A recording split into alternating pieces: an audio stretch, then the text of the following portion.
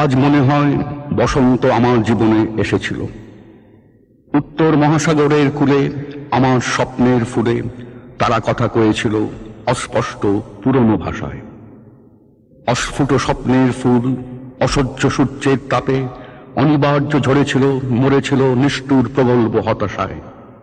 হঠাৎ চমকে উঠে হাওয়া, সেদিন আর নেই, নেই আর সূর্য বিকিরণ। আমার জীবনে তাই ব্যর্থ হলো বাসন্তী মরণ। শুনিনি স্বপ্নের ডাক, থেকেছি আশ্চর্য নির্বাক, বিন্যস্ত করেছি প্রাণ বুভুক্ষার হাতে। সহসা একদিন আমার দরজায় নেমে এলো নিঃশব্দে উড়ন্ত গিধিনীরা। সেই দিন বসন্তের পাখি উড়ে গেল যেখানে দিগন্ত ঘনায়িত। আজ মনে হয় হেমন্তের পরন্ত রোদ্দুরে কি করে সম্ভব হলো আমার রক্তকে ভালোবাসা। সূর্যের কুয়াশা এখনো কাটেনি, ঘটেনি অকাল দুর্ভাবনা। মুহূর্তের সোনা এখনো সভায় ক্ষয় হয়। এরই মধ্যে হেমন্তের পরন্ত রোদ্দুর কঠিন কাস্তেতে দেয় সুর। অন্য মনে একই দুর্ঘটনা, হেমন্তেই বসন্তের প্রস্তাব রটনা।